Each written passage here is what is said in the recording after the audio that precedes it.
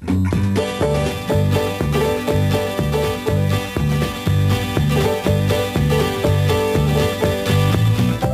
is AgriCountry, brought to you in part by Alice Chalmers and your nearby Alice Chalmers dealer. And here's your host for AgriCountry, Ed Johnson. Hi, everybody. Nice to have you with us for this week's edition of AgriCountry. We're going to begin by taking you to the Indy Super Bowl that happened last month over at the Coliseum at the Indiana State Fairgrounds. We'll be visiting with puller Jerry Hart from near Vandalia, Ohio. Then we'll travel into Muskingum County, southeast Ohio, near New Concord, and visit with Dwayne and Naomi Parks and their family, an excellent cow-calf operation in that part of the state. And also on today's program, we're going to be visiting with the newly crowned Ohio Pork Queen, Jody Short, who lives near Archbold, Ohio. Welcome to AgriCountry.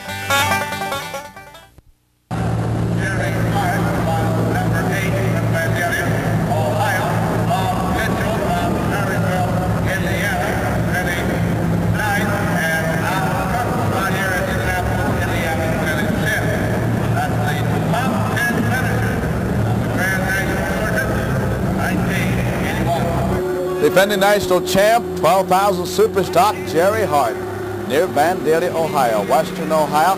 Watch him run now. Good tire speed, right straight down the middle, one hand on the steering wheel and one hand on the throttle. Jerry Hart did an excellent piece of driving at the Indy Super 82. AgriCountry takes you to the World Series of tractor pulling.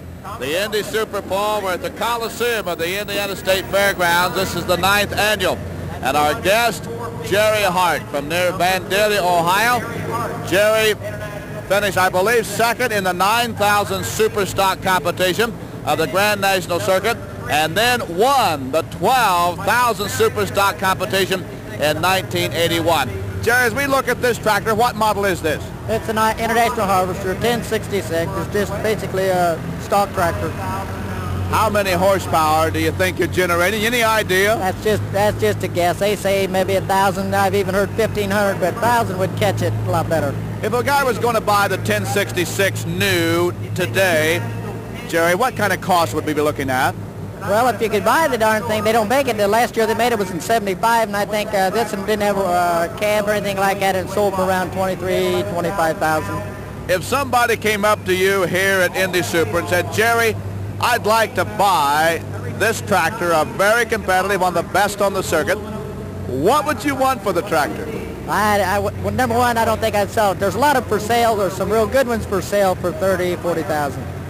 But I wouldn't sell mine. I built it from the ground up. I got too much in it, and I've only been in it 2 years, going on my 3rd year, and I just enjoy it, and it's a good tractor, and I couldn't go buy anything any better. How do you account for the fact that you have done so well in such a short time? Because I've seen a lot of guys go 5, 6, 7, 10 years to get where you are.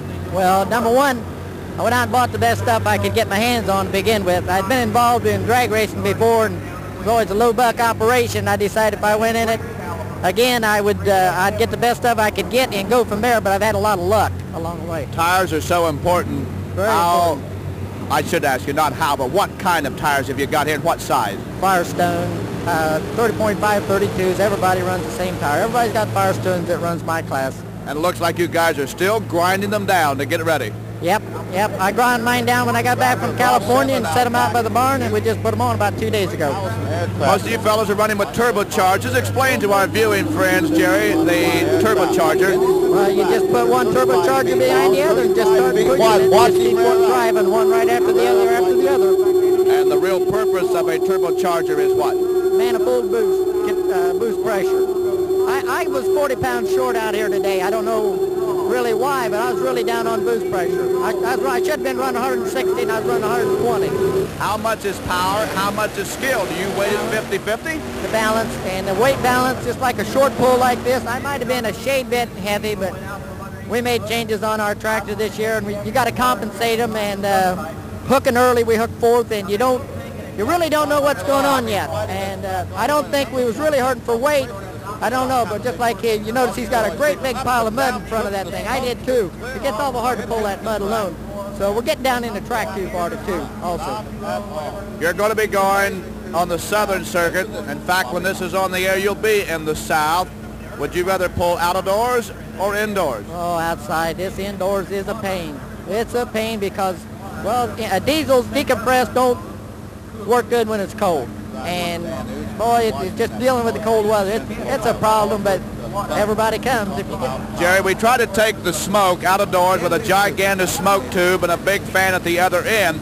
Does that reduce your power any with trying to throttle down that smoke? No, because they say it gives us an advantage because we got the suction behind us. We might even get more power inside with that on it than we would outside without it, because you got to get the smoke out of there, the pressure, and get some more in to make more horsepower. And a lot of them say that it helps you more than it hurts you. How difficult will it be to repeat as the defending national champion, the 12,000 super stock? It's going to be tough. There's a lot of luck in. There's a lot of skill. And like I say, I've only been at this 2 years, and these guys out here, I got all the respect for them in the world. They're so sharp. I'm telling you, I swear, I just got to be real lucky to ever beat them. That's true, because they're just all so sharp. Well, Jerry, good luck to you on the Circuit South and the rest of 1982. And we're going to go over now and visit on the other side of the track with Dave Grimm, the executive head of the National Tractor Pullers Association. Good tire speed. This is a good run, right straight down the middle. Dave, nice to have you as a guest on AgriCountry. We're into the 1982 season. How many pulls will be in the Southern Circuit? We're going to have about 10 down south this year. We always look forward to going to a warmer climate with all the snow we have here in the north. How does 82 look with the economics that we're looking at, with the economics especially out on the farm? What do you see for the new year? Well, many people, of course, are concerned, especially from the pullers end of it. These $40,000 and $50,000 and $60,000 tractors do break. They require a considerable amount of maintenance. And with the tight farming conditions at home, it's going to be a tough year on the pullers. However, they'll be there, and we're looking forward to a good competitive year. And I think Les Houck, the NTPA president, says maybe a record number of pulls totally. Well, I think so. I think we're going to be at probably 5 or 10 events this year, especially some new events out west. That has a great degree of new increased activity, and we're looking forward to a lot of new pulls in California also. Dave, when we say that an event has been sanctioned by the NTPA, and there's a number in Ohio, 2 big ones, the Bowling Green Pull, the Ohio State Fair Pull, what does it really mean when we say sanctioned? Well, a sanctioning body like NTPA is similar to USAC, NASCAR, NHRA. Sanctioning body is made up of a group of individuals that are really concerned about a number of issues, including safety, and that's probably been our biggest strong point over the years. Rulemaking is very critical. We want to have sanctioned events where each event is run like all of the other events. We have safe events, we have fair events, we have good competitive events, and we also have a points year and a points season where the drivers can accumulate points to win awards in different categories. Our guest on AgriCountry, Dave Grimm, the executive head of the National Tractor Pullers Association, and of course they're headquartered at Upper Sandusky, Ohio.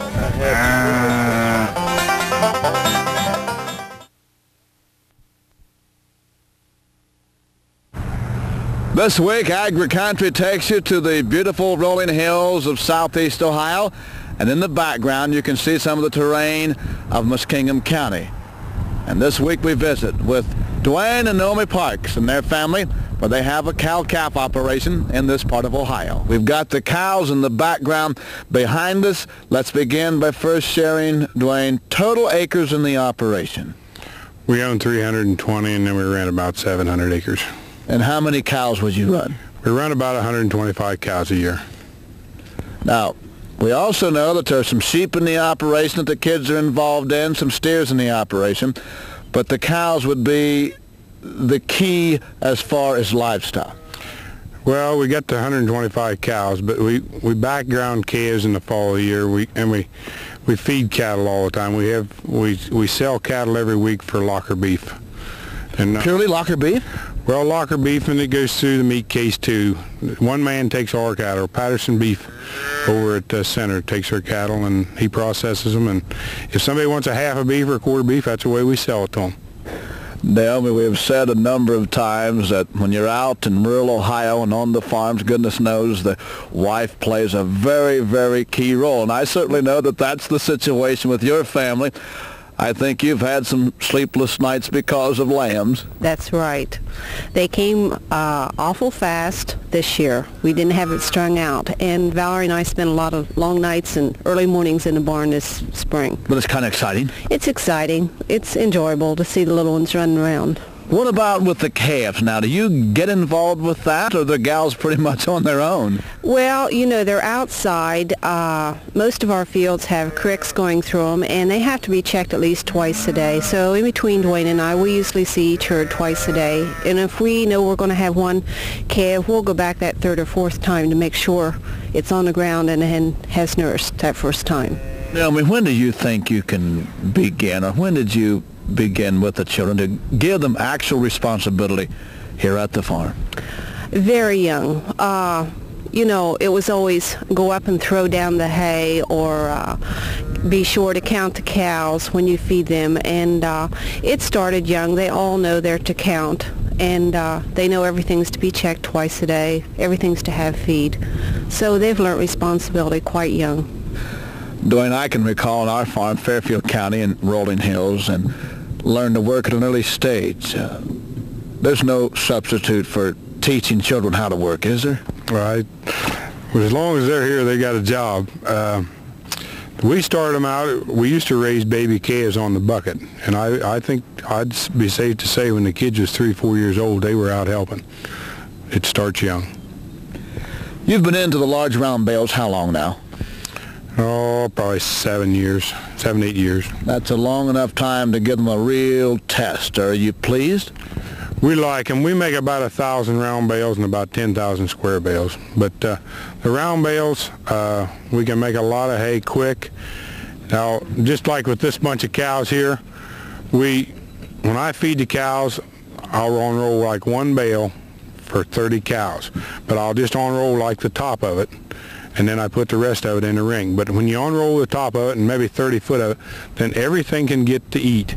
And then when they get kind of filled up, then they can go to the rack and eat. And that way we don't waste so much hay, but everything gets to eat that way.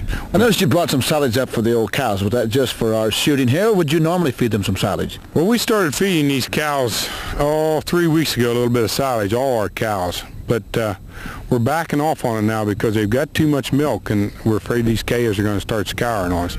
So we're going to back off on the silage until the calves get started good, and then we'll start pouring the silage to them. And you've crossbred here?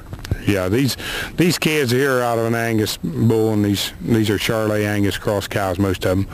And now next year we're going back to straight Charolais bull. We've talked, Dwayne, a lot about weaning weights, especially in southeast Ohio, which we feel is the key area for cow-calf operations in Ohio. What kind of weaning weights do you like to achieve?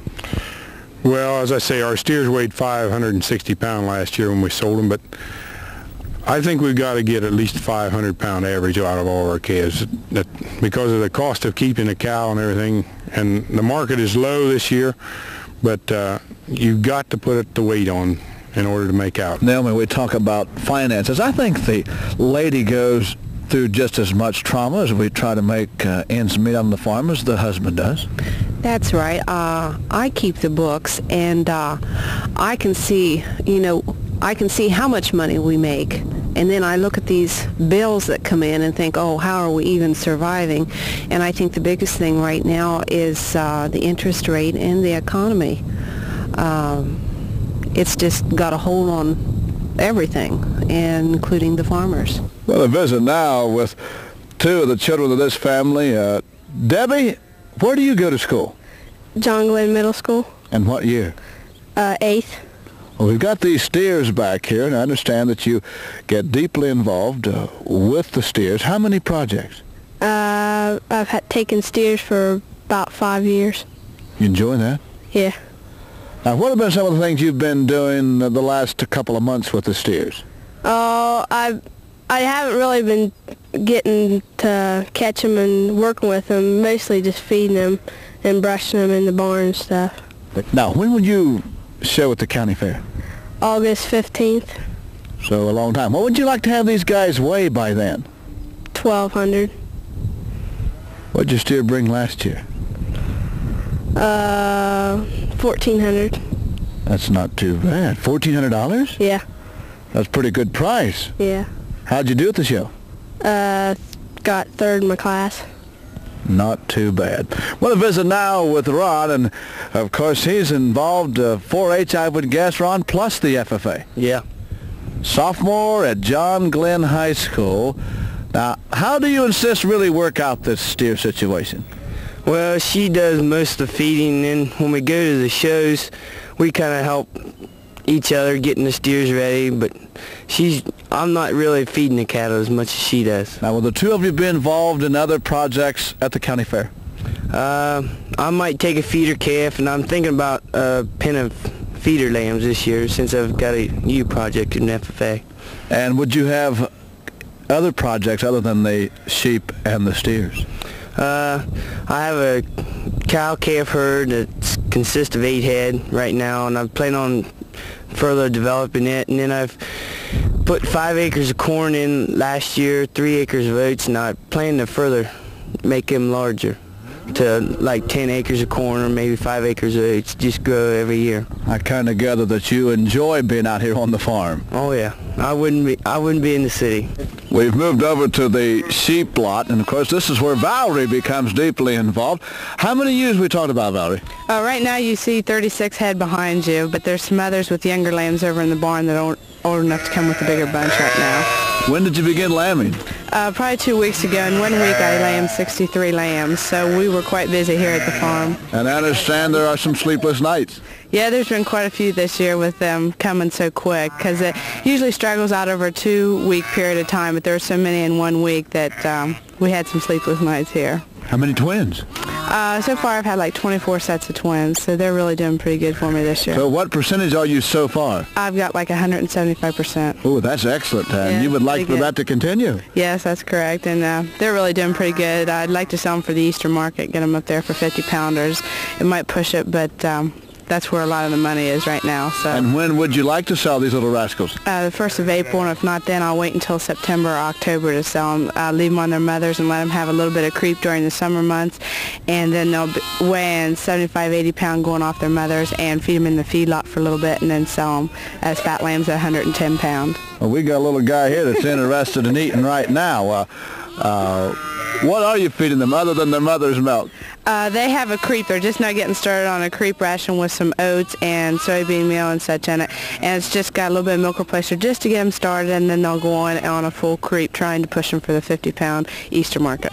Valerie, you've had a very interesting FFA career, and of course serving now on the Ohio FFA officer team as the Southeastern Sectional Vice President. What have been some of the activities for you and the team so far this year? We've been very busy. As soon as we were elected, we took a trip to Washington, D.C. for the sub-regional training. We've attended camp sessions. We've been together a lot. We've done banquets. We'll start banquets now. We've had green hand initiations. It's been a lot of nights and days that have been long, and a lot of them by yourself traveling across. But we've had a great year, and we've got 2 months left, and we just hope that they're just as good as the 10 months have been before. So, and of course, state convention coming up late in April. Yeah, we're planning that, and we hope to, have it the best ever. Every officer team's trying to make it the best ever, and we're really working hard to have it the best ever so far. You're a senior at John Glenn. That's correct. And what do you plan next year? If I don't go to New Zealand, I'd like to go on the WEA to New Zealand. If not, I've been accepted at OSU for next year. Now, explain a little bit more the trip to New Zealand. What is that? It's a WEA program. You can go over. It's offered through the FFA, and you can go over for 3 months, 6 months, or a year. And I like to go over and live in a sheep farm. As you look back over the months that you've been a state officer, what have you enjoyed the most? Just going out, as I said, there's thousands across that are FFA members, and just going out and being able to meet these thousands, being able to show, they're glad to meet you, and there's thousands that we just enjoy meeting. That's been the best opportunity, getting to know the members themselves and the advisors. It's been a great opportunity. We invite you to stay tuned to AgriCountry. We'll be back and visit with the newly selected Ohio Port Queen, Jody Short of near Archbold, Ohio. This week, certainly nice to welcome to AgriCountry the newly elected Port Queen in the state of Ohio, Jody Short. And we go clear up into the far northwestern part of the state. Jody, Archbold, Ohio, Fulton County, congratulations to you. How did you happen to run for Port Queen? Well, it started back at the county level, And before me, my sister was a Fulton County pork queen, and I guess that got me a little encouraged to try out for it too. And I've always liked, you know, being around hogs on the farm and stuff like that, and so I thought, well, would like to try promoting it by trying out for queen. Tell us about your farm there at home in Fulton County. Well, my dad and Grandpa farm together. They have about 450 acres rented and owned. We raise corn and beans and wheat, and we raise hogs and cattle. And of course, Mom and Dad, Mr. and Mrs. Rex Short. I understand it is a feeder pig operation, feeder pig to finish. How many head per year? Well, about 1,500 head, feeder pig to finish. When you gals compete for the state contest, do you go county and then from where? From county we go to district, and in my District 1, is which I was, there was about 6 counties there, and you competed at the district level, and then the district comes here to state. How many gals competed, Jody, at the state level? There was 9, including me. What were some of the things that they put you gals through while here in Dayton? Well, the first thing, when we got here yesterday, we had the interviews with the judges, personal interviews, and that was just talking about our family and the farm, just like we're doing now. And then today at 9 o'clock, we had the prepared speeches, 3 to 5 minutes on anything on pork.